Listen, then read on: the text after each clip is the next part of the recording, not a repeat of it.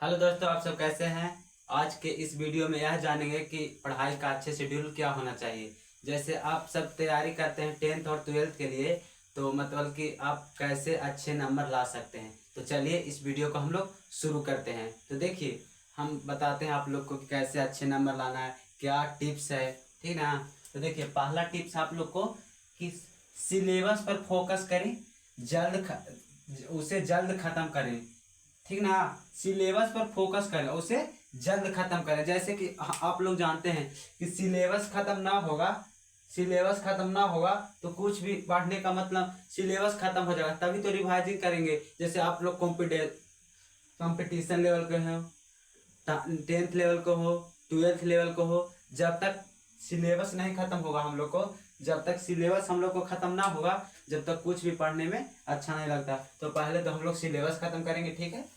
और दूसरा है सही समय पर सोए, मतलब सही समय पर सोए। इसका मतलब आप लोग जानिए, अगर आप लोग देखे होंगे अधिकतर होता है ऐसा कि हम लोग जब पढ़ने बैठते हैं तो नींद आने लगता है। तो इसका मतलब कारण क्या है? इसका कारण यह है, हम लोग सही समय पे सो नहीं पाते हैं, अच्छे नींद नहीं ले पाते हैं। तो आप लोग अच्छे नींद लीजिए। और मिनिमम वैज्ञानिक के द्वारा भी कहा गया है कि हम लोग को मिनिमम 7 से 6 घंटा सोना चाहिए। तो पहले तो अच्छी नींद लीजिए, तभी आप लोग अच्छा से फ्रेश से पढ़िएगा, ठीक है। तो सबसे पहले अच्छी नींद भी लेना जरूरी है, ठीक है। अब तीसरा टिप्स हम लोग का है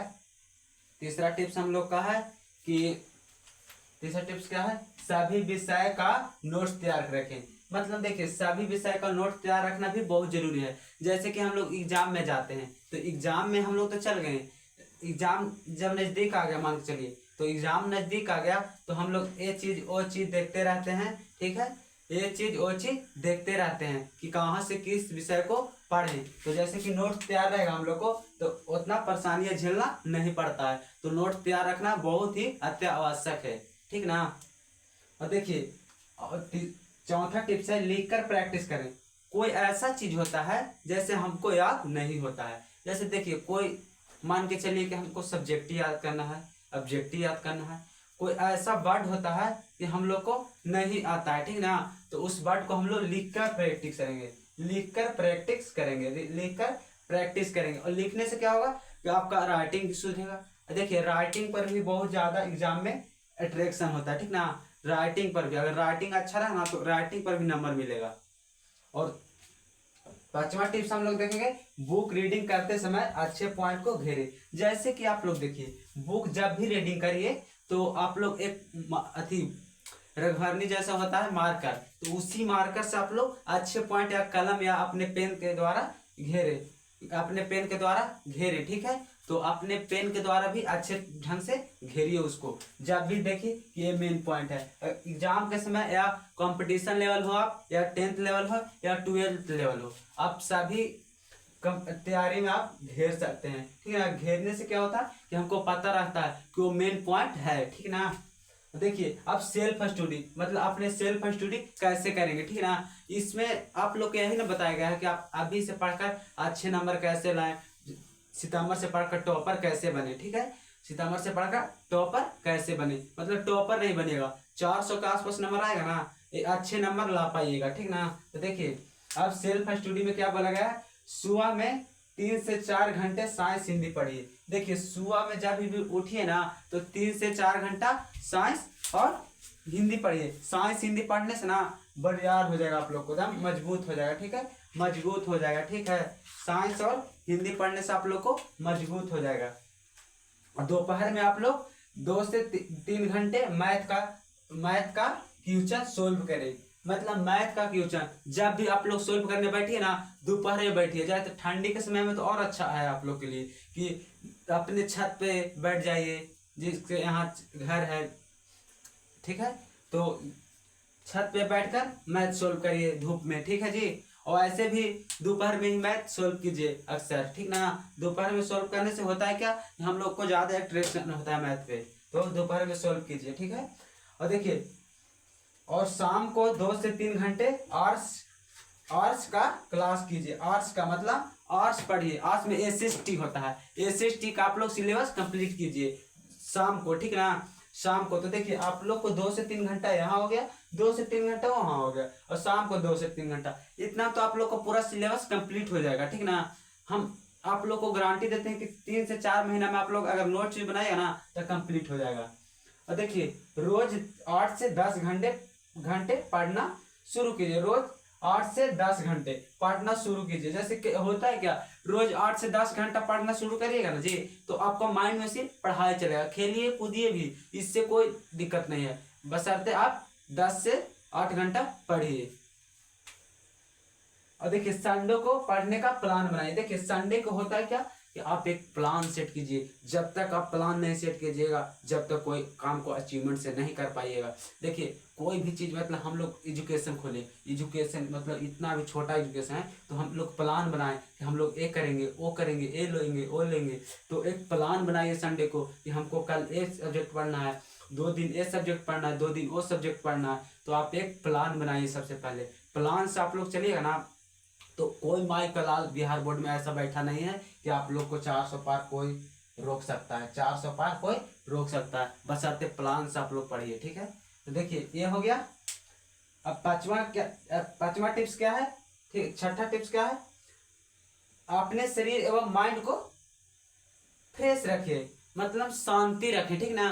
देखिए माइंड को फ्रेश एवं शांति रखना बहुत जरूरी है। जब तक आपका माइंड सेटअप में नहीं रहेगा तो आप दिमाग को भटकाते रहेंगे, कभी रील्स के माध्यम से तो कभी ए माध्यम से तो कभी ओ माध्यम से। देखिए अगर रील्स देख रहे हैं तो रील्स ही देख लीजिए सबसे पहले, ठीक ना। अगर आप रील्स देख रहे हैं तो रील्स देख लीजिए, और पढ़ते समय बिल्कुल मोबाइल अपने पास नहीं रखिए, कहा कि जब भी आप व्हाट्सअप खोलिएगा तो व्हाट्सअप में 1 घंटा आप लोग लग जाइएगा, ठीक है। तो पढ़ते समय बिल्कुल अपने पास मोबाइल यूज ना करें, अगर मोबाइल देखना है तो मोबाइल ही यूज कीजिए, ठीक है, लेकिन पढ़ते समय ये काम ना करें। और कुछ लोग बोलते हैं कि पढ़ने के लिए तो बता दिए आप, लेकिन कौन सा, मतलब अभी शुरू में 2 महीने 3 महीने बच गया, कौन सा गाइड यूज करें। तो गाइड यूज हम बहुत ही बेस्ट गाइड हम बता रहे हैं, कौन सा गाइड यूज करें, कौन सा। तो ये तो हो गया आपको, एक बार हम फिर से रिफ्रेश कर देंगे। चलिए गाइड यूज करें, तो गाइड हो गया क्वेश्चन बैंक। क्वेश्चन बैंक देखिए बहुत ही महत्वपूर्ण है, ठीक है। दूसरा हो गया MBD गाइड, MBD एक गाइड होता है, ठीक ना, MBD एक गाइड होता है तो उसका यूज करें आप लोग। एक BBD होता है, BBD आप लोग जानते होंगे, अक्सर लोग BBD से पढ़ते हैं, हम भी BBD से पढ़ते थे, ठीक ना।